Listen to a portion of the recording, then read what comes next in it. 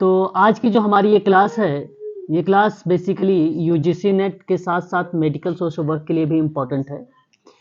और इससे पहले अगर हम बात करें तो क्वेश्चन लगभग आप लोगों को कितना, क्वेश्चन नंबर ये कौन सा चल रहा है हमारा, ये क्वेश्चन नंबर चल रहा है 48, यानी 47 तक के जो क्वेश्चंस है वो हमने कंप्लीट कर चुके हैं और 48 नंबर का ये क्वेश्चन नंबर हमारे सामने है और ये 14 मार्च 2023 का सोशल वर्क का प्रश्न पत्र है। तो रिसेंटली का है, इसी वर्ष का है, दिसंबर में एग्जाम है आप लोगों का, तो हो सकता है इनसे प्रश्न आप लोगों का रिपीट हो, और होंगे, ऐसी बात नहीं है, हर बार होते हैं, 2-3 तो रिपीट ही होते हैं। तो मैं अगर आप कहता हूँ कि अगर अच्छे से आप लोग पढ़ के जाओगे क्वेश्चन यही, तो आसानी से इजीली आपको 6, 7, 8 जो भी नंबर मिलेंगे वो इजीली मिल जाएंगे आपको, है ना, अगर अच्छे से पढ़ के जाओगे तो सवाल 48 क्या कहता है, कोविड महामारी के कारण श्रमिकों ने नगरों से अपने गांव की तरफ पलायन करना आरंभ किया। अच्छा, ये बात सत्य भी है, और जिस समय कोविड-19 था, लोग जब लॉकडाउन हुआ था तो उस दौरान सभी लोग घर की तरफ पलायन कर रहे थे। तो उस समय उन निम्नलिखित रूपों को, या अगर हम बात करें तो उन रूप में माना जा सकता है। आप जब श्रमिक ने नगरों से गांव की तरफ जा रहे हैं, प्लान कर रहे हैं, तो वह किन प्रक्रियाओं को चयनित करेगा? सामूहिक व्यवहार को, जन उन्माद को, भगदड़ को, कि सामूहिक मनस को, किसको रिप्रेजेंट करेगा? बताइए जरा, बताइए। क्वेश्चन नंबर 48 एक बार इंग्लिश भी देख लीजिए, एक बार इंग्लिश भी देखिएगा, एक मिनट, ओके ओके, इंग्लिश भी देखिएगा, ध्यान से समझिएगा इंग्लिश भी, और इंग्लिश से आपको और अच्छे से क्लियर हो जाएगा। पैनिक समझ में आ रहा होगा आपको, कलेक्टिव बिहेवियर समझ में आ रहा होगा, कलेक्टिव माइंड समझ में आ रहा होगा, लेकिन एक हिस्टीरिया शब्द देखने को मिल रहा है, शायद आप लोग इससे जो है थोड़ी सी दिक्कत कर रहा होगा आप लोगों को। मास हिस्टीरिया क्या शब्द होता है, ये जाना आपने? ये कभी सुना हिस्टीरिया शब्द? नहीं सुना है, मैं बताता हूं। ये जो मास हिस्टीरिया शब्द है मैडम, बेसिकली ये भी एक प्रकार से पलायन शब्द को ही कहता है, जो सामूहिक उन्माद कहा जाता है। अब कोई बीमारी जरूरी नहीं कि केवल कोविड-19 ही हो, अन्य कोई भी बीमारी आप यहां पे शामिल कर सकते हो। और ये उन्माद एक प्रकार का डिसऑर्डर, जिसे हम मेनिया कहते हैं, जिसको हम मेनिया कहते हैं, है ना। तो अगर मान लीजिए कोई व्यक्ति किसी अवसाद ग्रस्त के कारण ग्रसित है, अब यहां रीजन ये है कि वो डिप्रेशन से, अब डिप्रेशन क्या है उसके लिए डिप्रेशन वो है कोविड-19, प्रॉब्लम है एक प्रकार की कोविड-19 उस व्यक्ति के लिए, है ना। तो इस परिप्रेक्ष्य में यह जो शब्द है सामूहिक उन्माद रिलेट कराता है आपको एपिडेमिक हिस्टीरिया को। एपिडेमिक हिस्टीरिया ही मास हिस्टीरिया कहलाती है, ठीक है। और इसे बेसिकली लार्ज ग्रुप में, यानी बड़े ग्रुप में लोग, ठीक है, चाहे वो इंस्टीट्यूट हो या कोई भी कंडीशन है, एंजाइटी कंडीशन हो सकती है, आपकी कोविड-19 हो सकता है ना, कोई भी डिजीज है या कोई भी समस्या है, उन समस्या के बाहर, अब जरूरी ये नहीं कि केवल प्राकृतिक आपदा से, हालांकि ये एक प्रकार की अगर हम बात करते हैं पैंडेमिक लेवल की बीमारी थी, वैश्विक स्तर की बीमारी थी ये कोविड-19, लेकिन अगर अन्य भी कोई बीमारी अगर पड़ जाती है या कंडीशन के आधार पर बात करता हूं, तो उस संबंध में भी मास हिस्टीरिया शब्द यूज होता है। मास का मतलब यहाँ पे सामूहिक शब्द होगा, हिस्टीरिया का मतलब उन्माद को रिप्रेजेंट कर। उन्माद एक प्रकार का मूड डिसऑर्डर होता है जिसे मेनिया का नाम दिया जाता है। तो यहां पे सभी ऑप्शन करेक्ट होंगे, ए बी सी डी आपका ऑप्शन करेक्ट होगा, और ए बी सी डी किसी ऑप्शन, अच्छा ऑप्शन नंबर बी में है, ऑप्शन बी को अगर आप बात करेंगे ना तो ऑप्शन बी आपका है, और ऑप्शन बी करेक्ट जवाब होगा यहाँ पे, ऑप्शन बी आपका करेक्ट जवाब होगा। अच्छा सवाल था 48, और यहां केवल शब्दों का हेरफेर था, जिन बच्चों को शब्द नहीं समझ पाते होंगे वो उनके लिए दिक्कत थी। तो आप देखिए कोविड 19 के कारण जो श्रमिक नगर की तरफ जा रहे हैं, नगर से गांव की तरफ जा रहे हैं, तो सामूहिक व्यवहार के रूप में जा रहे हैं, जन उन्माद के रूप में जा रहे हैं, जिसे सामूहिक उन्माद भी कहते हैं। उसकी वजह से एक प्रकार की ये रिलेट कराता है, कोविड 19 ये रिलेट कराता है। भगदड़ भी हो सकती है, भाई भगदड़ थी, टिकट नहीं मिल रहे थे, लोग ट्रेनें बंद हो गई थी, ठीक है, तो भगदड़ था, लोग कोई भी बस मिल जाए, पैदल मिल जाए, जैसे भी मिल जाए वो बाहर जाते थे। सामूहिक मानस, और सामूहिक मानस एक टफ शब्द लिखा गया है, लेकिन इंग्लिश में देखेंगे कलेक्टिव माइंड लिखा गया है। इसका मतलब कलेक्टिव माइंड क्या होता है पता है आपको? ये बेसिकली किसी भी प्रजाति में मिथक हो सकता है, जैसी विचारधारा, ऐसा भी कह सकते हो, एक जैसी विचारधाराएं भी। तो सामूहिक जो अवचेतन की प्रक्रिया होती, सामूहिक जो मन की प्रक्रिया होती है, वह बेसिकली कलेक्टिव माइंड होता है। और उसे माइंड को यहाँ पे जो शब्द रिलेट किया, मानस शब्द यूज किया है, मनस शब्द यूज किया है, मनस शब्द है ना। तो याद रखिएगा, कभी कभी सामूहिक को ग्रुप भी कहा जाता है, और ग्रुप अलग रिप्रेजेंट करता है, कलेक्टिव अलग रिप्रेजेंट करता है, बस मीनिंग अब देखो यहाँ कोविड 19 था तो ग्रुप नहीं, यहाँ पे कलेक्टिव रिलेट होगा, ठीक है, यहाँ पे ग्रुप रिलेट नहीं होगा, ये बात भी ध्यान रखिएगा। तो सही जवाब ऑप्शन नंबर आपका बी करेक्ट होगा। अगला सवाल लेते हैं। आपकी आवाज नहीं आ रही है। मेरी आवाज नहीं आ रही है, एक मिनट, आनी चाहिए भाई, आवाज तो जा रही नहीं जा रही है? आ रही आवाज तो जानी चाहिए, ठीक है। चलिए आगे बात करते हैं और एक और क्वेश्चन लेते हैं, और ये क्वेश्चन को आप देखिए जरा थोड़ा सा, है ना। अगला सवाल है कि समूह गतिकी, हालांकि कर्ट लेविन का ये शब्द है ना, अब इसके अंतर्गत क्षेत्रों में समझा जा सकता है। अब बताना है आपको, संप्रेषण प्रक्रिया है, दूसरा शब्द है अंतर्वैयक्तिक आकर्षण है, तीसरा शब्द है सामाजिक एकीकरण है, चौथा शब्द है शक्ति और नियंत्रण है। तो बताइए इन विकल्पों का उपयुक्त चयन कौन सा सही माना जाएगा। क्वेश्चन नंबर 49 हमारे सामने।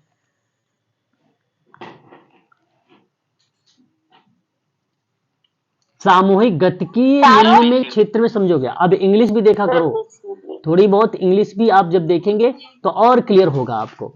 आप देख सकते हैं यहाँ पर कम्युनिकेशन एक प्रोसेस है। क्या मैं ये बात कह सकता हूं कि अगर ग्रुप डायनेमिक शब्द आपको पढ़ना है या ग्रुप डायनेमिक शब्द समझते हो? एक मिनट, हाँ बिल्कुल बिल्कुल। अगर मैं आपसे बात करूं सामूहिक गतिकी, जी मैं समझ गया हूं, मैम मेरी बात समझिए। जो ग्रुप, ठीक है, ऑप्शन चारों करेक्ट है। सामूहिक गतिकी का मतलब क्या होता है? सामूहिक गतिकी का मतलब होता है जो एटीट्यूड है, जो व्यवहारात्मक विशेषताएं हैं, उसके संबंध में होता है। तो उसके अंतर्गत ना उनकी संरचना, उनकी प्रक्रिया, उनके कार्य, उनके निर्माण से संबंधित चीजें जो हैं रिलेट होती है। तो मैं आपसे कहूंगा कि ग्रुप डायनेमिक में अगर आपको इस चीज को सही तरीके से, उसके क्षेत्र को समझना है, उसके डोमेन को समझना है, तो कम्युनिकेशन प्रोसेस आपका है, और इंटरपर्सनल आपका जो है अट्रैक्शन भी है, सोशल जो है इंटीग्रेशन शब्द भी है, पावर एंड कंट्रोल शब्द भी है। तो सही जवाब ऑप्शन आपका बी यहाँ पे करेक्ट माना जाएगा। अच्छा सवाल था। किसी एक ही समूह या विभिन्न समूहों के व्यवहार और उससे संबंधित मनोवैज्ञानिक प्रक्रिया को ही समूह गतिकी कहते हैं। फिर से रिपीट कर रहा हूं, नोट करिए, नोट करते नहीं हैं आप लोग। किसी एक ही समूह या विभिन्न समूह या विभिन्न समूहों के व्यवहार व्यवहार एवं एवं उन उनसे संबंधित मनोवैज्ञानिक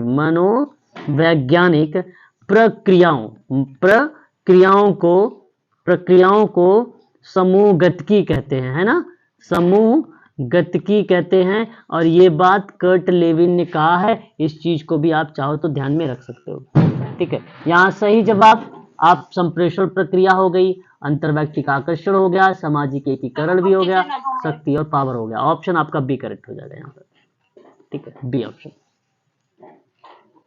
चलिए सर थोड़ा ऊपर कीजिए ना प्लीज। क्या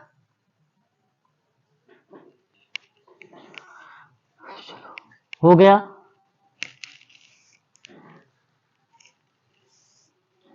बताइए। चलिए हाँ हो गया। ठीक है, अगला सवाल देखिए। अगला सवाल हमारे सामने, और ये सवाल पहले एक बार हिंदी देखेंगे फिर इसके बाद इंग्लिश। निम्नलिखित में से कौन से प्रकार के प्रश्नों के परिणाम भ्रमित करने वाले होते हैं? मतलब ये टाइप का ऐसा प्रश्न है जो आपको भ्रमित कर देता है, अथवा अनुपयुक्त उत्तर वाले भी हो सकते हैं। तो वह क्या आकस्मिक प्रश्न है, अव्यूह प्रश्न है, डबल बैरल्ड प्रश्न है, या संकेतक प्रश्न है? और सही विकल्प के आधार पे आपको उत्तर का चयन करना होगा। क्वेश्चन नंबर आपके सामने ये 50 है। अब इस प्रश्न का मैं आप लोगों से कहूंगा कि आप इसका जवाब दें। सही जवाब क्या होना चाहिए, है ना? क्वेश्चन नंबर 50 हमारे सामने है। मैं आपसे कहूंगा कि इसका आप समझने का प्रयास करेंगे कि क्या इसका मीनिंग है। जो प्रश्न बेसिकली वो भ्रमित करने के लिए बात करता है, वो कौन कौन सी चीजें रिलेट कराती है।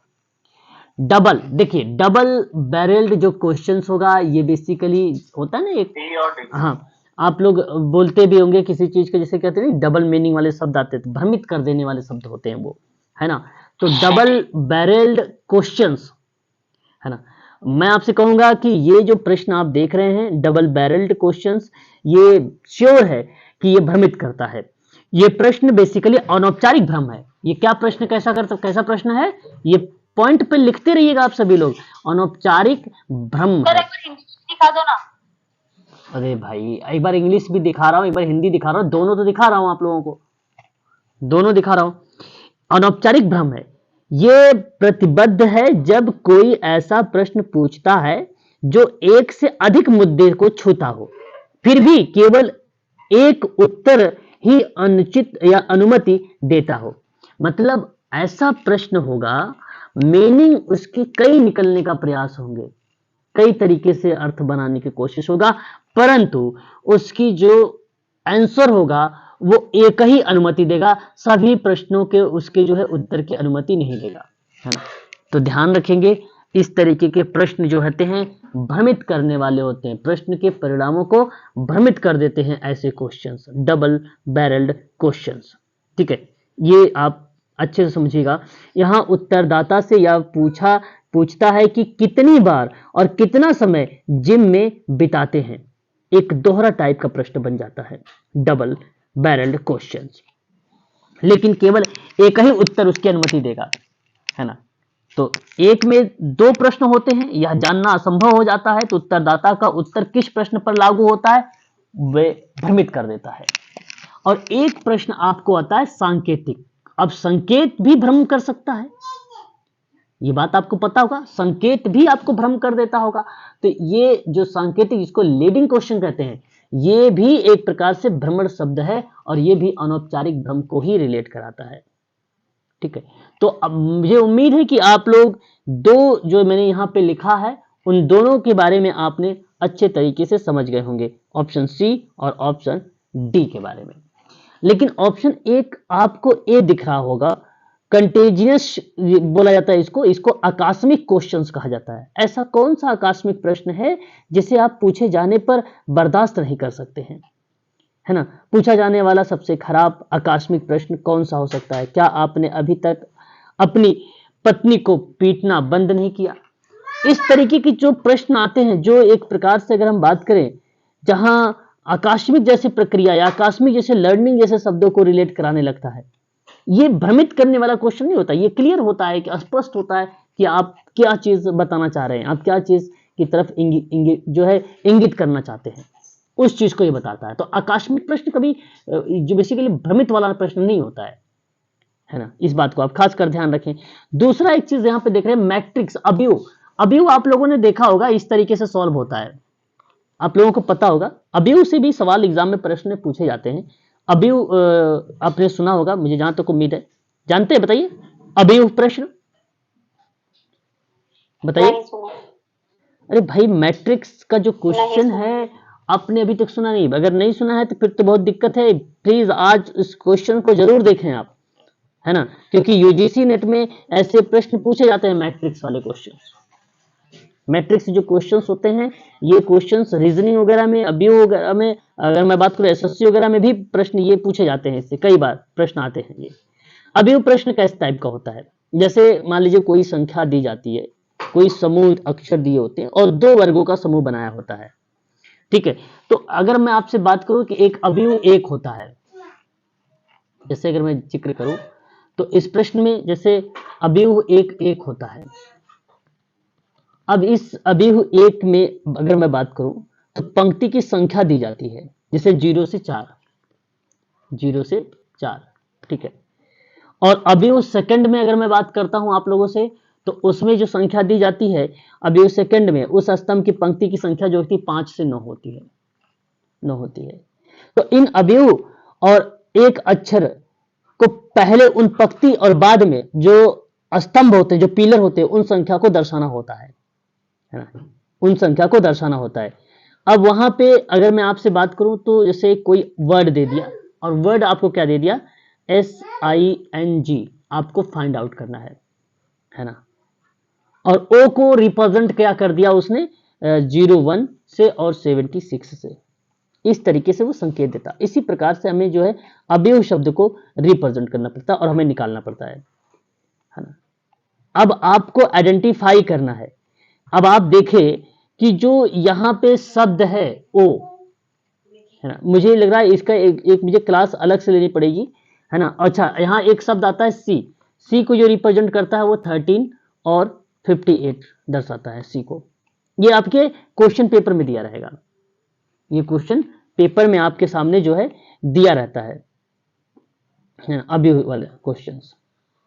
और ये करने का एक ही तरीका होता है, सिंपल सा तरीका होता है। अब देखिए, जैसे आपको मैं अवयव बना देता हूं यहां पर।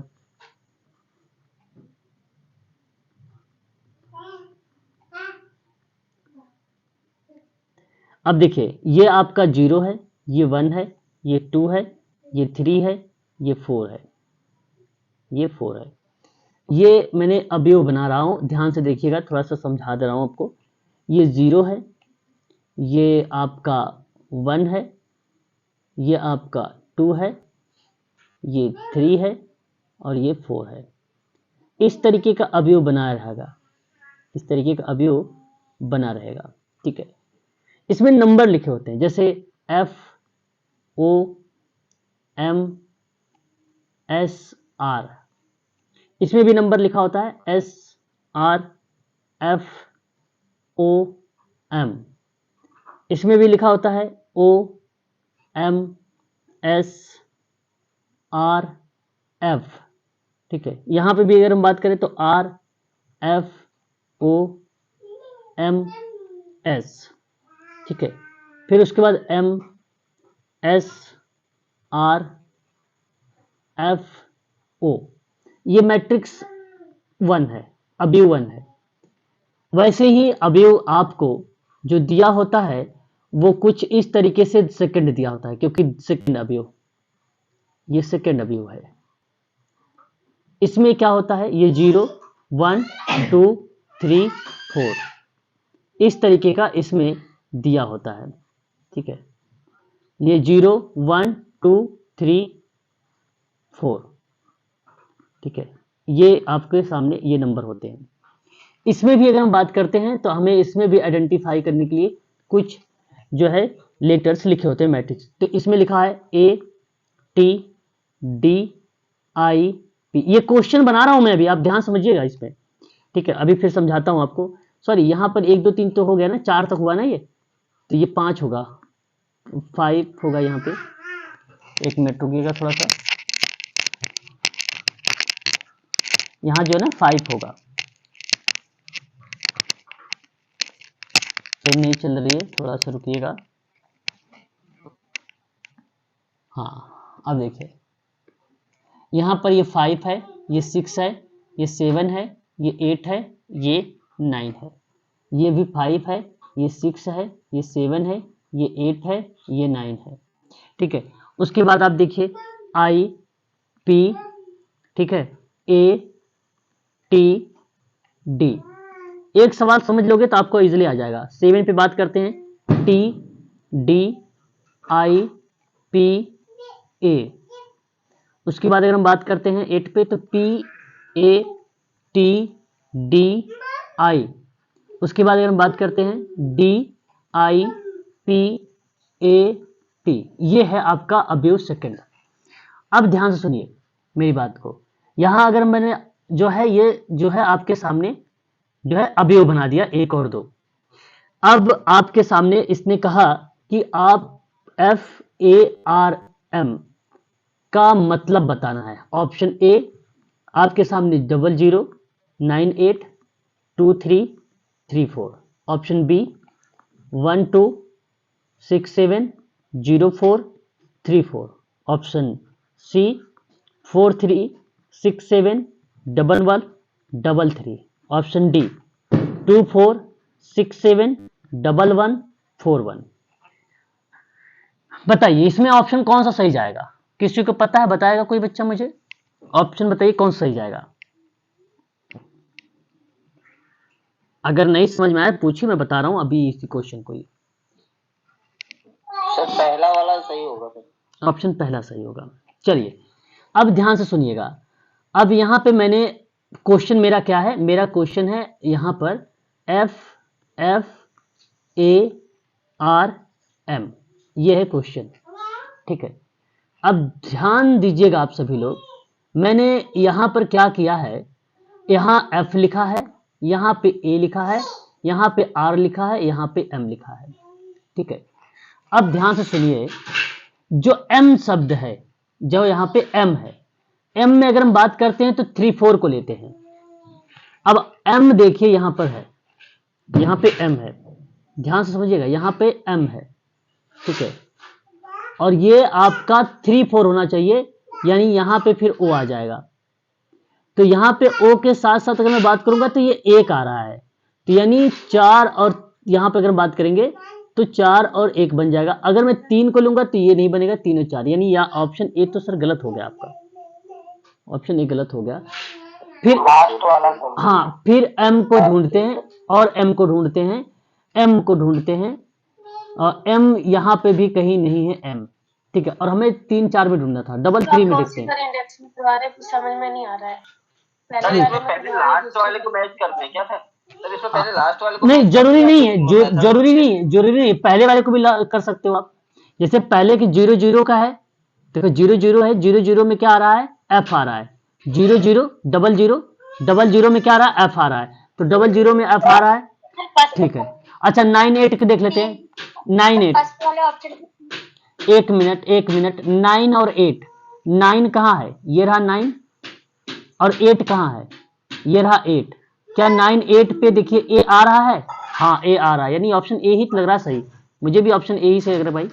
अच्छा फिर उसके बाद देखिए आर, हाँ आर देखिए, आर, आर कहाँ है? आर ढूंढिएगा, और वो 2 और 3 में, 2 और 3 कहाँ है? तो 2 ये रहा, और 3 कहाँ है? ये रहा, और हमें ढूंढना है क्या है? आर, है ना। 2 और 3 में आर ढूंढना है। यहाँ आर कहाँ है? ये, अच्छा यहाँ ऊपर वाले देखिए, 2 ये रहा, 2 ये रहा, और 3 ये रहा, 3 ये रहा, यहाँ पे ढूंढिए, ये रहा आर, है ना, ये रहा आर, यहाँ ये सही है। और M पहले 3 ढूंढेंगे, 3 इसमें, और 4, 4 कहाँ है? 4 ये रहा, M है ना, M कहाँ है भाई? 3 ये रहा। पहले मुझे इस लाइन में जाना पड़ेगा, इस वाली लाइन में, 3 ये रहा, और 4 ये रहा, 3 सर तो मैच नहीं हो रहा, 3 तो मैच हो रहा है, यही नहीं हो रहा है। 3 4 में शायद ये ऑप्शन गलत बन गया है ना, हाँ सही, सॉरी ये ऑप्शन गलत बन गया है, ठीक है, ये ऑप्शन गलत बन गया है, ठीक है, ये 3 3 होना चाहिए था। 0 0 0 0 तो बाकी कहीं नहीं है, नहीं, पहला हो जाना। ये 3 3 अगर करेंगे, सॉरी 2 3 करेंगे तो सही आएगा, 2 और 3, 2 और 3, 2 3 करेंगे तो 2 देखिए यहाँ पे, और 3 देखिए यहाँ पे, ठीक है। अब ये ऑप्शन सही हो गया आर, यहाँ पे 2 3 होना चाहिए था, ठीक है, ये ऑप्शन आपका करेक्ट है, 2 3 2 3, ठीक है। तो ये दूसरे वाले में ऑप्शन आ जाएगा, ऑप्शन ए करेक्ट। तो ये प्रश्न आपको मिलेगा, ऐसे क्वेश्चन ऐसे दिया रहेगा, अबीव 1 अबीव 2, और ये भी दिया रहेगा, आपको बस ऐसे ही आइडेंटिफाई करना होगा। ये इस तरीके से आपको 0 0 से है, पहले आपको ये देखो ये 0 है, ठीक है।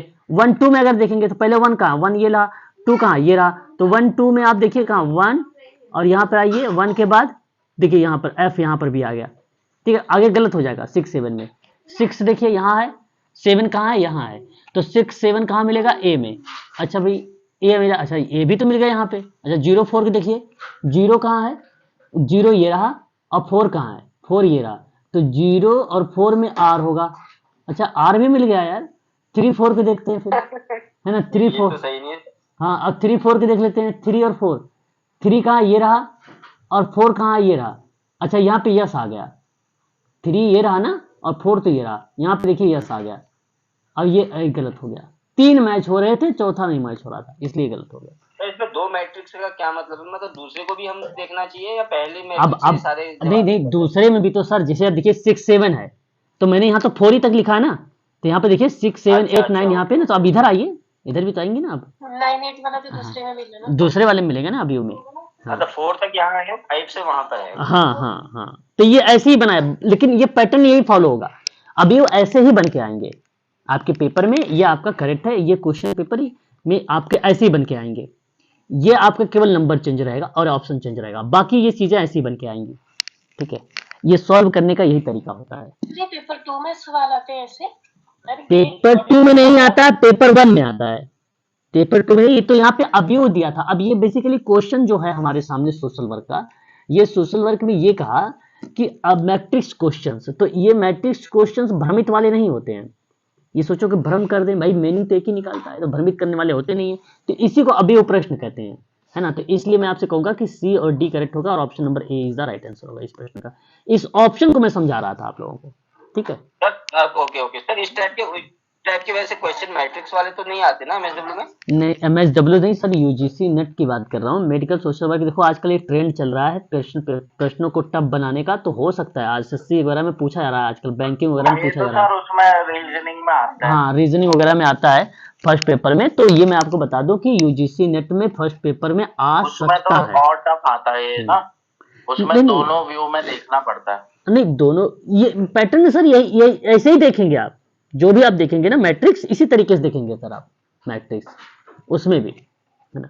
चलिए एक सवाल और करिए। ये देखिए रिपीटेड क्वेश्चन है, आईएमपी के रूप में नोट करिएगा इसको। और यह है सामुदायिक कार्य के निम्नलिखित किस मॉडल का श्रेय प्रोफेसर एच.वाई. सिद्दीकी को दिया गया। अब देखो व्यवस्था परिवर्तन का मॉडल, संरचनात्मक मॉडल, क्रियात्मक, और मैंने बताया था क्रियात्मक मॉडल। याद होगा आप सबको, मैंने तीनों मॉडल के बारे में पढ़ाया है इनके बारे में, ठीक है। और ये क्वेश्चन नंबर कौन सा है भाई, क्वेश्चन नंबर अगर आप देखेंगे तो 51 नंबर का सवाल है। 51 में अगर हम बात करते हैं तो ऑप्शन आप ढूंढिएगा और बताइएगा मुझे, क्या पड़ोस या मैंने बोला था प्रतिवेदन हो या पड़ोस हो, तो किसका नाम आता है, एच.वाई. सिद्दीकी का। और ऑप्शन पहला यहाँ पर करेक्ट जा रहा है। व्यवस्था भी आपका करेक्ट जा रहा है, सामाजिक नियोजन भी आपका करेक्ट जा रहा है। ए बी सी ही सही जवाब है।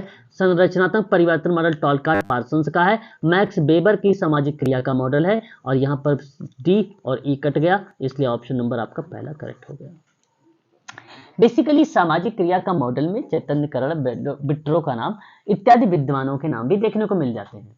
संरचनात्मक परिवर्तन के मॉडल में अगर हम लोग बात करते हैं तो टॉलकार्ट पार्सन्स हैं, जो प्रकारात्मक संरचना के साथ साथ संरचनात्मक परिवर्तन की मॉडल पर भी बातचीत करते हैं, ठीक है। तो व्यवस्था परिवर्तन की बात, संरचना की बात नहीं करते हैं, सिस्टम चेंजेस की बात करते हैं एच.वाई. सिद्दीकी, इसलिए ऑप्शन पहला आपका करेक्ट होगा। क्वेश्चन नंबर नहीं पड़ोस तो प्रतिवेदन तो होगा यार। ऑप्शन कौन सा सही जाना चाहिए यहाँ पर, 51 है ना, बताइए जरा।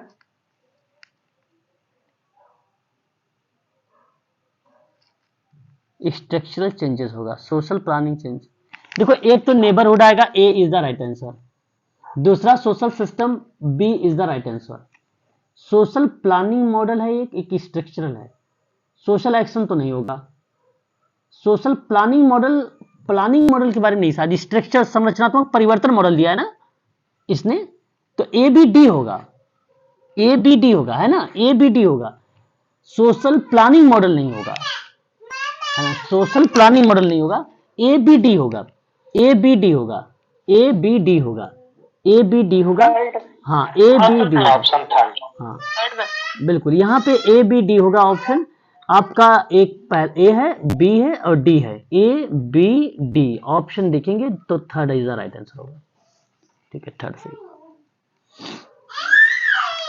लिटिल कम्युनिटी किताब है, बहुत ही फेमस किताब है, मैंने कई बार बता भी चुका हूं। इसका बेसिकली पूछ लिया कितनी विशेषताएं, इसकी 4 विशेषता होती है, 4 विशेषता होती है, बस 4 विशेषता होती है, ध्यान रखिएगा। कृषक समाज के बारे में भी बात किया इसी ने, लघु समुदाय के बारे में भी बात किया सन 1955 में। 4 विशेषताएं कौन कौन सी हैं आपको बता दूं। एक विशिष्टता है, लघु आकार है, आत्मनिर्भरता है और सामंगतता है, जिसको समरूपता भी कहते हैं। सभी करेक्ट हैं, ABCD, ऑप्शन नंबर 4 यानी डी। ठीक है भाई, बोलिए। जी सर। जी सर।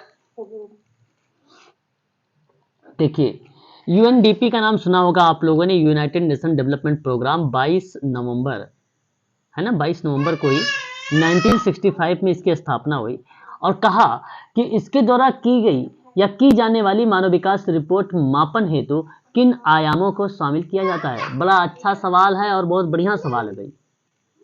जवाब बताना चाहेंगे आप लोग?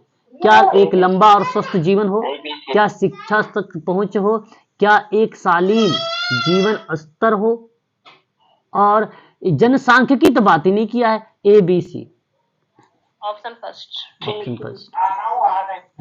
तो देख रहे हो आप लोग, 2023 का जो सोशल वर्क का जो क्वेश्चन है, जिन बच्चों ने नहीं अभी तक किया है, यहाँ पर भी अगर आप आसानी से क्वेश्चन अगर पढ़ रहे हैं, क्लास अगर आपने पढ़ा है, तो आप इजिली आप लोग सब लोग कर पा रहे हैं। देखो, RPWD एक्ट के बारे में पढ़ा चुका हूं आप लोगों से। आपको मालूम है कि ये 2006 का है, सॉरी 2016 का है। तो बताइए, दिव्यांगता को शामिल करने हेतु संशोधन किया गया था।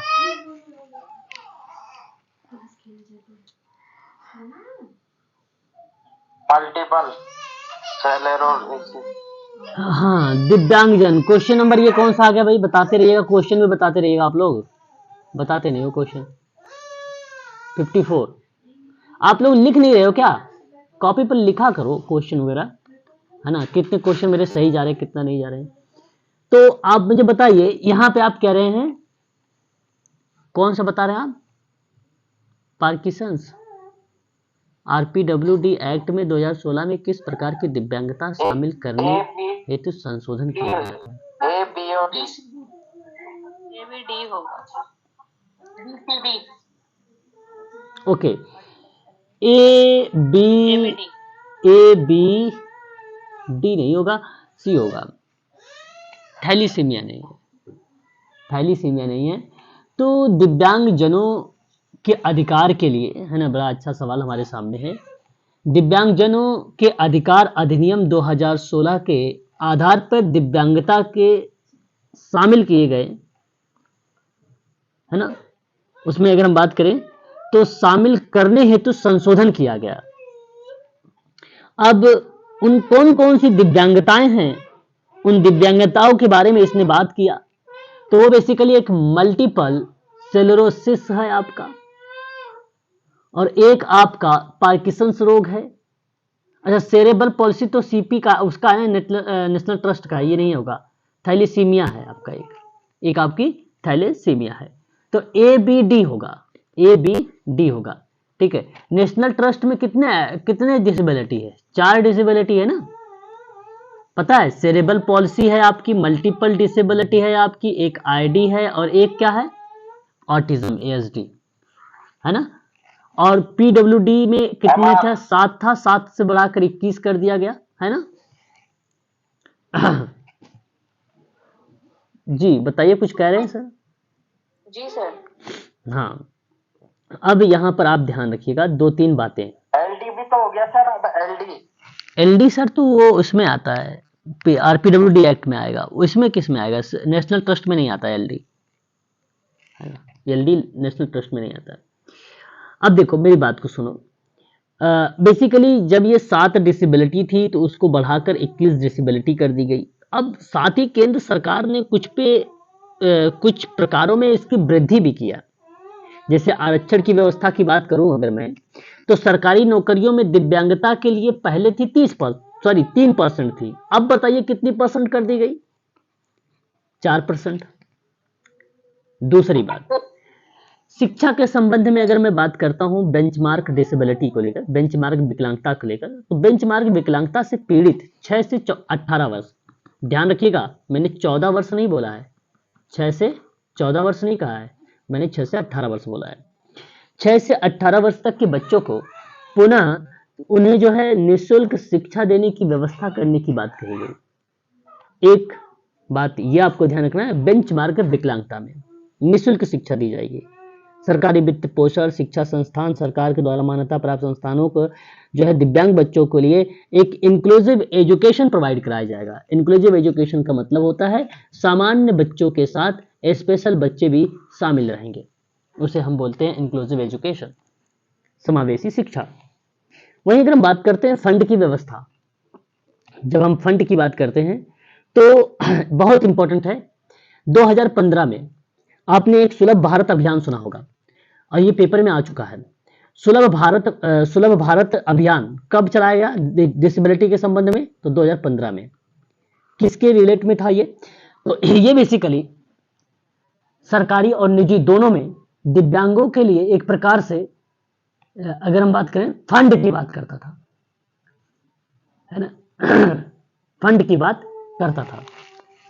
और उसके बाद एक गार्जियनशिप होता है, एक क्या होता है? गार्जियनशिप होता है, ये भी पेपर में आ चुका है। गार्जियनशिप की व्यवस्था क्या है बताएं? अभिभावक और दिव्यांग व्यक्तियों के बीच में संयुक्त निर्णय लेने की व्यवस्था होगी, वही गार्जियनशिप होता है, वही गार्जियनशिप होता है। फिर से सुनो, अभिभावक और दिव्यांग व्यक्तियों के बीच में संयुक्त निर्णय लेने की जो व्यवस्था होगी उसे गार्जियनशिप कहा जाएगा। और गार्जियनशिप व्यवस्था प्रदान कौन करता है? तो विधेयक में जिला न्यायालय द्वारा IMPA पॉइंट। बेंचमार्क विकलांगता कितने परसेंट रखी गई है? 40%। गंभीर विकलांगता कितनी परसेंट रखी गई है? 80%। 80 गंभीर 80 है। 15 दिसंबर 2015 को सुगम्य भारत अभियान शुभारंभ किया गया था दिव्यांग बच्चों को सशक्त बनाने के लिए। अभी मैंने पढ़ाया ऊपर 2015 15 दिसंबर है ना, याद रखिएगा। सुगम पुस्तकालय कब शुरू किया गया? सुगम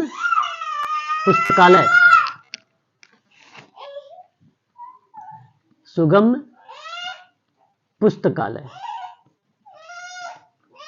2016 में ऑनलाइन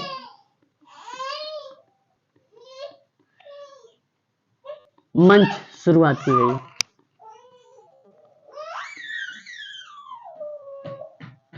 ठीक है,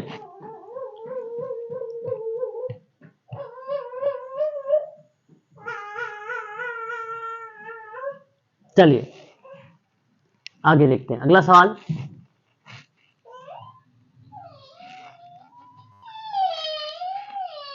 एक मिनट होल्ड में जरा सामने जरा बताइए, सरकार फंडिंग स्टाफ अन्य स्वैच्छिक संगठन network. Sir 4th number ABB। Okay, सारे ही हैं। क्वेश्चन नंबर हमारे सामने 55 नंबर का सवाल है, ये है ना 55 नंबर का सवाल। और एक बार इसकी इंग्लिश भी देख लीजिए आप सभी लोग, क्या क्या यहाँ पर बताया जा रहा है कि जो एक्सटर्नल टास्क इन्वायरमेंटल है या इन्वायरमेंट है वो वॉलेंट्री ऑर्गेनाइजेशन को रिलेट कराता है। तो यहाँ पे आप किसको जवाब देना उचित समझेंगे, है ना। देखो गवर्नमेंट है, सब आएगा। फंडिंग एजेंसी भी होगी, स्टाफ भी होगा, नहीं स्टाफ नहीं होगा। ओके एक मिनट, एक्सटर्नल टास्क इन्वायरमेंट में बिल्कुल स्टाफ बिल्कुल। फिर उसके बाद अदर वॉलेंट्री ऑर्गेनाइजेशन और नेटवर्क, बिल्कुल सही जवाब आपका ABDE। किसी ऑप्शन में है ABDE? किसी ऑप्शन नंबर 4 फोर्थ ऑप्शन है। फोर्थ ऑप्शन करेक्ट होगा, बिल्कुल सही जवाब आपका। यहाँ पे सही जवाब होगा ऑप्शन नंबर D। अब ध्यान से सुनिएगा, जब भी कभी आप लोगों को पेपर में करना हो, जैसे कोई अगर मान लो समझ नहीं आ रहा है तो आप इंग्लिश कर लिया करें, है ना, इंग्लिश कर लिया करें और इंग्लिश में जाकर आप देखा करें तो इजीली आपको पता चल जाएगा, है ना, इन सारी चीज़ों को। ठीक है, इसको जो है उनको इंग्लिश में देख लिया करो क्वेश्चनों को, ठीक है, इजीली आप कर लेंगे फिर, है ना, कोई दिक्कत नहीं होगी। ठीक है, चलिए आगे बढ़ते हैं, अगला सवाल लेते हैं। और एक अच्छा सवाल फिर आ गया है और इम्पोर्टेंट क्वेश्चन है ये, है ना, इम्पोर्टेंट क्वेश्चन है। दिव्यांगजन संबंधी अधिकार RPWD एक्ट है 2016 का, उसमें कुछ विशेषता बताएगी। अभी अभी मैंने शायद आप लोगों को एक बात बताया है कि न्यूनतम मानदंड दिव्यांगता 6 से 18 वर्ष की आयु के बच्चों के लिए निःशुल्क शिक्षा अधिकार देना चाहिए, ये मैंने बताया है अभी आपको। तो क्या इस बात से आप सभी लोग ऑप्शन नंबर बी से करेक्ट होंगे कि बी सही है? यहाँ पे बताइए, क्वेश्चन नंबर 56 है हमारे सामने है। चलिए, अगर आप बी से करेक्ट है, ठीक है, पढ़ते हैं। जो चीजें हमें समझ में आता है हम पहले उसी को देखेंगे। अब ऑप्शन डी को देखते हैं। सरकारी नौकरियों में न्यूनतम मानदंड के दिव्यांगता के कुछ वर्गों में 4% का आरक्षण दिया गया। क्या 3% 4% कर दिया गया? कई बात सकते हैं। चलिए, यानी अब आपको अब मेरी बात को ध्यान सुनिए, आपको अभी बी और डी मैंने बताया है, ये बी और डी आप करेक्ट है, तो आप ए को काट दीजिए, सी को काट दीजिए, या तो आपका सेकंड होगा या तो आपका फोर्थ होगा। अब ऑप्शन सी को देखिए, सरकारी सहायता प्राप्त उच्च शिक्षा में जो सीटों की संख्या है वो 7.5 आरक्षण, 7.5 आरक्षण नहीं है, 6% है। कितना परसेंट है? नहीं सर, 6। हायर एजुकेशन में कितना है? 6% है। तो यहाँ पे आप इसको नोट कर लीजिएगा, 6% है, इतना नहीं है, इसलिए आप इसे कर। अब देखिए, मानसिक रुग्णता, मेंटल इलनेस एक डिजीज है, और मेंटल इलनेस डिजीज जो है RPWD एक्ट के अंतर्गत कहा गया है, और ये बात सत्य है। तो मैं आपसे कहूँगा कि ये वाला सही है। तो आप ए और बी और डी को लगाइए और सेकंड आपका करेक्ट हो जाएगा, यानी डी वाला भी गलत हो गया यहाँ पे। ठीक है, चलिए आगे बढ़ते हैं और अगला सवाल लेते हैं, है ना।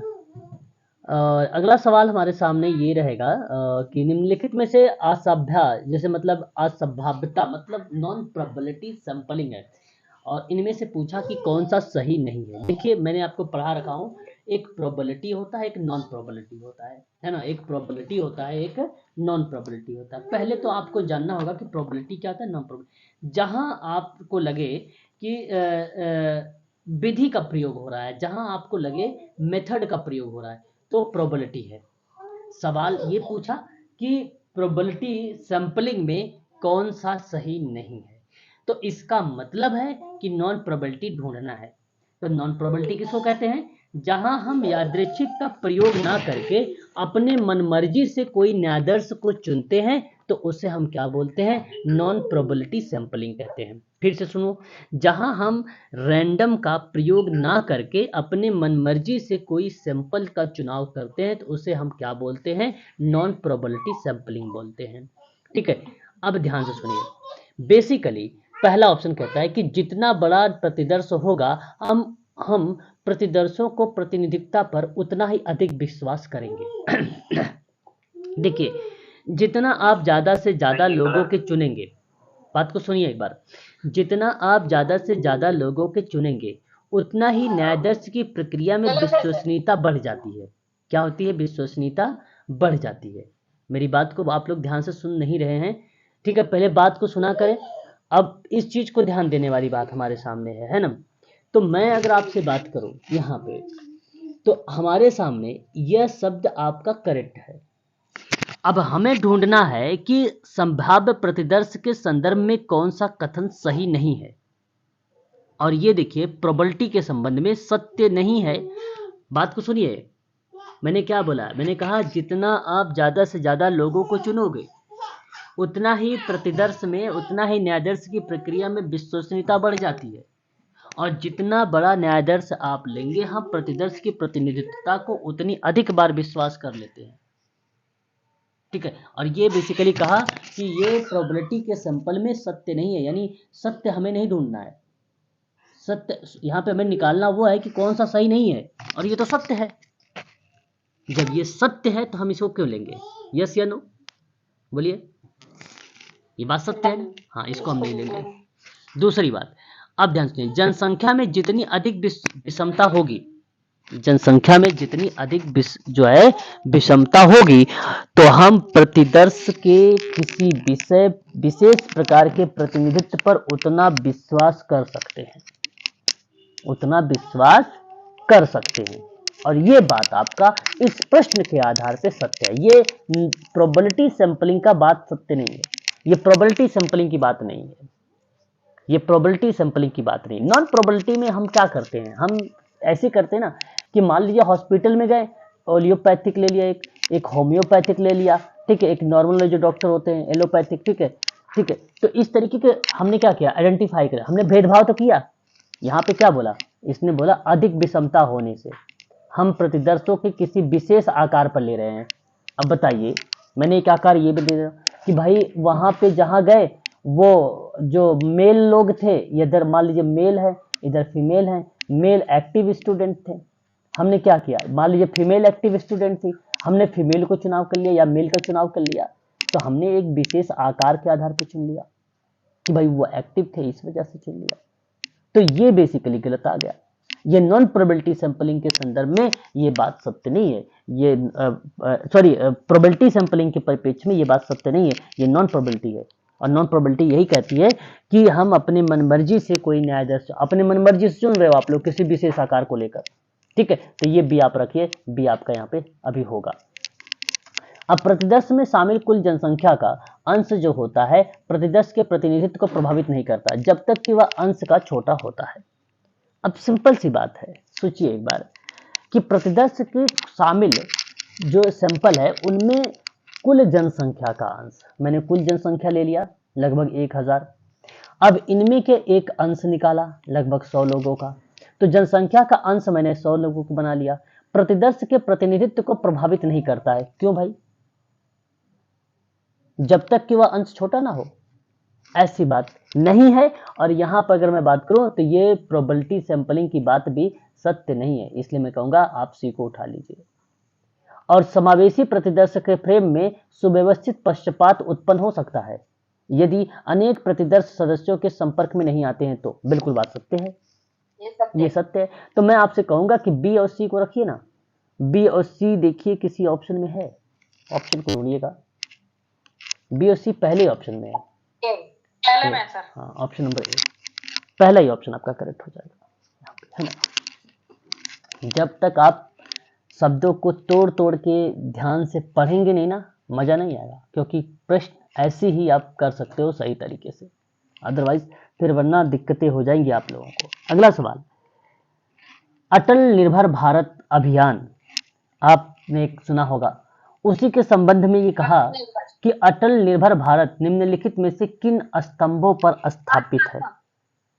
जी, प्रधानमंत्री अटल बिहारी वाजपेयी ने आत्मनिर्भरता जैसे शब्द का इस्तेमाल किया तो सन 1998 में, है ना, सन 1998 में।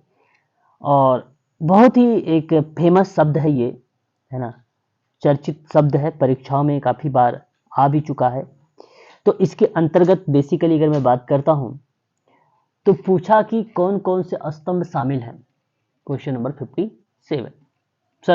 है ना, ये तो बताया भी करो आप लोग, 58 है। तो अगर मैं यहाँ पे बात करूं आप लोगों से, तो क्या अर्थव्यवस्था शामिल है, बिल्कुल बात सत्य है, अर्थव्यवस्था हाँ इसके अंतर्गत शामिल है। साथ ही साथ अवसंरचना स्ट्रक्चर भी शामिल है, तंत्र भी शामिल है, वाइब्रेट जननांकी भी शामिल किया गया है इसमें। हाँ, अब जैसे अगर देखिए कार्यक्रम को अधिदेश के अनुरूप में अगर मैं बात करूं आपसे, 3 बातें इसमें इंपॉर्टेंट थी।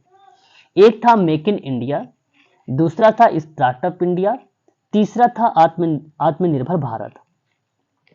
3 बातें थी इसमें, और जिनके आधार पे भारतीय अर्थव्यवस्था के बारे में वहां पे जिक्र किया गया है, रोजगार को लेकर, सकल घरेलू उत्पाद को लेकर, निर्यात को लेकर, समावेशी शिक्षा को लेकर, जो है यहाँ जो नवाचार को बढ़ावा देने की बात हो रही है ना, वो तंत्र हो गया और संरचना हो गई, इन जैसे शब्दों को रिलेट करा देता है वो, है ना, इन जैसे शब्दों को रिलेट कराता है। अटल टिंकरिंग लैब्स होता है, अटल जो है इनक्यूबेशन सेंटर होता है, अटल न्यू इंडिया चुनौती होती हैं, ठीक है, बहुत सारे हैं चीजें इसके अंतर्गत जो है शामिल की गई हैं, परंतु घरेलू बाजार इसमें नहीं रखा गया है। जननांकी जानते हो आप लोग, जरा बताएंगे, एक बार इसकी इंग्लिश भी देखते रहिएगा साथ साथ आप लोग। जननांकी कितने लोग जानते हो, बताइए।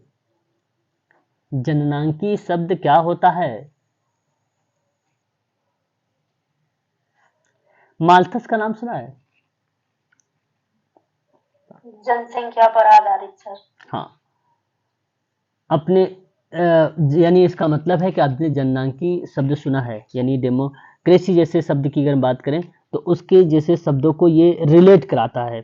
यानी आप ये कह सकते हो कि लोकतंत्र को जीवंत लोकतंत्र कहिए, या विब्रेंट जो है डेमोग्राफी बोलिए, डेमोग्राफी है ना ये, तो डेमोग्राफी का मतलब जननांकी होगा, डेमोक्रेसी तो गलत हो जाएगा, है ना। यहाँ अगर हम बात करें तो डेमोग्राफी शब्द यूज है ना। बताइए डेमोग्राफी क्या होता है?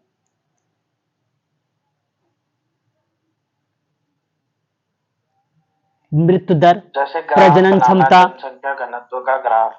हाँ, जिससे मृत्यु दर हो गया, जन्म दर हो गया, प्रजनन क्षमता हो गया, यानी जनसंख्या परिवर्तन में जो योगदान होता है वो बेसिकली जनसांख्यिकी के रूप में ही जब जनगणना की बात होती है तो हम उन चीजों को रखते हैं, शामिल करते हैं। तो मानव आबादी की जनसांख्यिकी सामाजिक विशेषताओं और आंकड़ों का जब आप अध्ययन करोगे तो उसे हम क्या कहेंगे? जनसांख्यिकी ही बोलेंगे। तो जनसांख्यिकी जब प्रोफाइल, पीढ़ीगत, है ना, जनरेशन यानी, ठीक है, जनरेशन वाइज, और नस्ल, जाति, विविधता के प्रकार में जब हम वर्णन करते हैं तो उसी को हम लोग विब्रेंट डेमोग्राफी कहते हैं। और यहाँ पे यही शब्द यहाँ पे रिप्रेजेंट होता है वाइब्रेंट जननांकी। ऑप्शन आपका करेक्ट माना जाएगा, ऑप्शन जो जाएगा वो आपका ए बी सी डी हो में सही होगा, ए बी सी डी यानी ऑप्शन नंबर आपका पहला करेक्ट होगा। क्वेश्चन नंबर एक और देखिए, और अगला सवाल हमारे सामने ये रहा कि भारत में मानसिक स्वास्थ्य संबंधी सरकारी नीति कार्यक्रम के लिए निम्नलिखित में से कौन सा सही है? सही हमें ढूंढना है, इसमें सही कौन सा है? B option sir. देखिए, एक तो राष्ट्रीय मानसिक स्वास्थ्य अधिनियम 2015 और 16 दे रखा है, मानसिक स्वास्थ्य अधिनियम जो है 2017 दिख रहा है, ये तो देखो सही। अभी तो बी ऑप्शन आपका करेक्ट लग रहा है, अभी यहाँ पर बी ऑप्शन जो जा रहा है आपका ये करेक्ट लग रहा है, क्योंकि आपको ये भली भांति तरीके से पता है। उच्च मानसिक संस्थानों में मानसिक स्वास्थ्य के व्यवसायों की नियुक्ति, तो ये गलत है, क्योंकि हायर एजुकेशन इंस्टीट्यूट में मानसिक स्वास्थ्य व्यवसायों की नियुक्ति की बात इस परिप्रेक्ष्य में भारत में मानसिक स्वास्थ्य संबंधी सरकारी नीति और कार्यक्रम के संदर्भ में बात नहीं कही गई है, इसलिए आपका अभी गलत है ये। आंगनबाड़ी कार्यकर्ता आपने सुना है, और जमीनी परामर्शदाता जिसको बेयरफुट काउंसलर के रूप में अधिकार प्रदान करता है, ये भी बेसिकली यहाँ पर गलत है।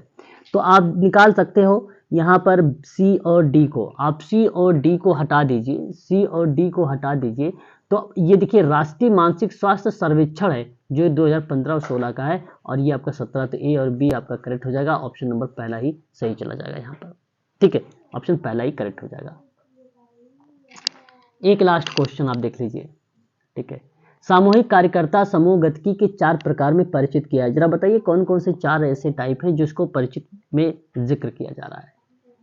तो समूह कार्यकर्ता के लिए समूह गतिकी यानी ग्रुप डायनेमिक के 4 प्रकार है। तो आपको ध्यान रखना है कि स्वयं को सर्वाधिक सुखद स्थिति में रखना। देखिए, समूह कार्यकर्ता अगर स्वयं को सुखद रहेगा तो काम क्या करेगा? काम करेगा? नहीं करेगा। तो आप इसको हटा दीजिए, यानी ए को आप काट दीजिए, जिस ऑप्शन में ए आए उसको काट दीजिए, जिस ऑप्शन में ए आए काट दीजिए, जिस ऑप्शन में ए आए काट दीजिए, समय बचाइए और जल्दी से जल्दी समय में आप जो है ऑप्शन बी को लगा दीजिए, आगे बढ़ जाइए, ठीक है। बाकी चेक करने की जरूरत नहीं है, चाहो तो चेक कर सकते हो। संप्रेषण की अंतःक्रिया प्रतिरूपण होता है, बात सही है। और समूह सामंजस्य ये शब्द जहां आता है, नोट कर लीजिए ट्रिक में, वो शब्द भी हमेशा सत्य माना जाता है, ठीक है। और सदस्यों के लिए आकर्षण, मानदंड, भूमिका और अवस्थिति जैसे सामाजिक नियंत्रण और समूह संस्कृति आपका करेक्ट है ना, ऑप्शन आपका बी सही है, बी सी डी ई। एक अगला सवाल देखेंगे हम लोग, और अगला सवाल हमारे सामने, निम्नलिखित में से कौन मादक पदार्थ से पीड़ित हो सकता है? भैया देखिए बड़ा अच्छा सवाल है और मैं आप सबसे कहूंगा कि इसका जवाब बताइएगा। 61 नंबर का सवाल, और कौन सा सही होना चाहिए? क्या व्यक्ति जो कि शराब का आदी हो, क्या ये बता सकते हो आप कि मादक द्रव्य से ये पीड़ित है? बिल्कुल पीड़ित है। जब व्यक्ति शराब से आदी है तो मादक द्रव्य से पीड़ित है कि नहीं है? बताइए, है? देखिए प्रश्न को ना मैं आपको बता दूं, कोई भी आप प्रश्न पढ़े ना तो वो रिलेट कराएं अपने वर्तमान चीजों से, तब आप अच्छे समझ पाएंगे। दूसरा ऑप्शन देखिए, वह व्यक्ति जो स्वापक का मतलब होता है नशीले। बताइए यूजीसी ने क्या किया कि उसकी शुद्ध हिंदी भी लिख दिया और उसको एक ट्रेडिशनल जो आप लोग यूज करते हो वो भी लिख दिया, नशीले पदार्थों पर आश्रित यानी आसक्त हो। तो क्या ये ऑप्शन सही है? क्या वो मादक पदार्थ है? बताइए। अगर मान लीजिए, सिंपल सी बात है भाई कि वो नशीले पदार्थों पर आश्रित हो गया तो वो मादक द्रव्य से पीड़ित हो गया। अब बहुत लोग होते हैं ना सुबह भी कंसीडर कर सकते हैं हम लोग जी क्या चीज कंसीडर कर सकते हैं? सॉरी सब बोल रहा था इसमें मादक पदार्थ में ना द्रव्य हो या सॉलिड हो दोनों आ जाएंगे शायद। हाँ स्वापक थोड़ा ये बेसिकली नैरो जो है ड्रग्स हो सकता है, इसमें ड्रग्स भी हो सकता है ना। हाँ स्वापक शब्द यूज है तो नशीली पदार्थ बेसिकली, लेकिन हमें पॉइंट ऑफ व्यू जो सोचना है सर वो मादक पदार्थ के पॉइंट ऑफ व्यू में सोचना है ना। ठीक है, तो हाँ उसके पॉइंट ऑफ व्यू में सोचना है। तीसरा बात करा आपसे कि वह व्यक्ति जो एरेस्टेड पेय पदार्थों का आदी हो। सर ये समझ नहीं आ रहा, ये वाला मुझे लग नहीं रहा ये वाला होगा। एक बार अंग्रेजी में भी इसको देख लें। बिल्कुल मैं आप सबसे कहूंगा कि एक बार जब भी कभी आप लोगों को ये चीजें समझ में ना आए तो जरूर आप लोग उसको देखा करें, है ना। अच्छा शब्द है और मैं आप सबसे कहूंगा कि जी सही है एबीसी आ रही होगा सर। अब देखिए ये जानते हैं क्या है, ये जो मैंने आपको यहाँ पे बता रहा हूँ एरेटेड जो है ड्रिंक है ये, और ये जो है एडिसाइटेड है ना, टू जो है एडिटेड ड्रिंक। पता है ये क्या है? नॉन अल्कोहलिक और हाँ अब अगर आपने वो कोल्ड ड्रिंक, ये बेसिकली गुड फॉर हेल्थ है ना। तो जैसे सोडा, आपने सोडा का नाम सुना होगा है ना। तो सोडा ये बेसिकली जो शब्द रिप्रेजेंट होता है, यहाँ कोई ये चीज नहीं कही गई है कि ये कोई मादक पदार्थ है। ये तो बेसिकली सर ना आपको बता दूं एक प्रकार से आप ये कहिए कि कार्बोनेटेड पेय पदार्थ होता है ये। हाँ है ना, इसका हैबिचुअल नहीं होगा इंसान। हाँ बिल्कुल। अब वही है कि अगर मान लीजिए अभी ठंड पड़ रही है, अब आपसे कहा जाए कि कोल्ड ड्रिंक ला के पीजिए, तब पियेंगे? है ना, नहीं पियेंगे। तो ये जो ड्रिंक है ये शीतल पेय है ना, शीतल पेय है।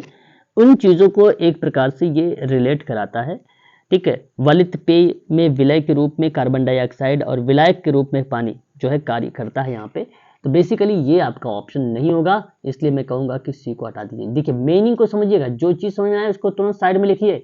शीतल पेय पदार्थ, वलित पेय पदार्थ इसी का नाम है। और ऑप्शन डी देखते हैं। ऑप्शन डी आपसे क्या कहता है? ऑप्शन डी सर देखते हैं, ऑप्शन डी क्या कहता है? वह व्यक्ति जो फार्मास्यूटिकल पदार्थ का आदी हो। क्या इस बात से आप सहमत हैं कि ये पदार्थ नशीला पदार्थ होता है? बिल्कुल होता है। हाँ, फोर्डविन है, डाइज़ेपाम है, बहुत सारे ऐसे। बिल्कुल, तो इसलिए मैं आप लोगों से कहूंगा कि यहाँ जो ऑप्शन आप देख रहे हैं, देखिए कौन सा ऑप्शन में आ रहा है। ये कोई ऑप्शन मैच कर रहा है? ओके, हाँ ये ऑप्शन आपका जो है फोर्थ मैच कर रहा है और इसलिए ऑप्शन आपका फोर्थ ही करेक्ट हो जाएगा। तो ये जो ऑप्शन फोर्थ आप देख रहे हैं ना, ये बेसिकली एक प्रकार के औषध उद्योग औषधि है, उसको बोला जाता है। और ये एक रसायन होता है, और आप ये कह सकते हो कि जो है फार्मास्यूटिकल का जो तात्पर्य होता है वो पदार्थ, एक ड्रग्स, एक प्रकार का ड्रग्स है, समझ लो, है ना, एक प्रकार का ड्रग्स है। ठीक है, वो यूज होता है। आपने अगर मैं बात करूं, जैसे आपने नाम सुना होगा, रात भर में पौधे बड़े हो जाते हैं, सब्जियां बड़ी हो जाती हैं, है ना। ये सुना है आपने? कुछ दवाओं का इस्तेमाल होता है, रासायनिक का इस्तेमाल होता है है ना। इंजेक्शन आते हैं। हाँ इंजेक्शन से होता है। हाँ, इंजेक्शन वगैरह जो होता है, जो वो जो चीजें आती हैं बेसिकली मेडिकल फील्ड से, है ना, तो उन चीजों को यहाँ पे रिप्रेजेंट किया जाता है ना। जो दवाओं रात रात भर जो लोग काम करते हैं, जो ट्रक ड्राइवर होते हैं, और ये सारे इस ड्रग को लेते हैं अक्सर ज्यादातर। बिल्कुल बिल्कुल बिल्कुल। इंसान को नींद आती, थकान नहीं होती। हाँ, आप ऐसे भी कह सकते हो, जैसे बहुत लोग होते हैं कि भाई टेंशन में नींद नहीं आती तो दवा खाते हैं, है ना। और अल्कोहल अच्छा, इसमें जरूरी नहीं कि वो दवा है, यहाँ पे आप अल्कोहल को भी शामिल कर, बहुत लोग तो अल्कोहल से भी नींद आ जाती है, वो उसका भी सेवन करते हैं, है ना, तो वो भी चीजें इसमें शामिल कर सकते हो, जरूरी नहीं केवल वही चीजें हैं, है ना। तो यहाँ पर ऑप्शन ए और बी और डी आप देख सकते हैं, ए बी डी ऑप्शन 4 में है। तो आज के लिए बस इतना ही रखिए आप लोग। और पेपर थोड़ा सा मैं आपको इसलिए थोड़ा सा लेंदी लेके चल रहा हूँ क्योंकि समझाते लेके चल रहा हूँ, है ना, ताकि आपको कोई और चीजें दिक्कत ना आए। जैसे प्रश्न यहाँ पे दिक्कत हो रहे हैं, ये भी हाल ही का प्रश्न पत्र है और अगेन आपको ऐसे ही मिलने वाला है। तो जब आप इन सारी चीजों को समझे रहेंगे तोड़ मरोड़ के ना, तो वहां परीक्षा में भी ऐसे ही समझने का प्रयास करेंगे आप लोग, है ना। तो चलिए आज के लिए बस इतना ही रखते हैं, फिर मुलाकात करते हैं कल की क्लास में।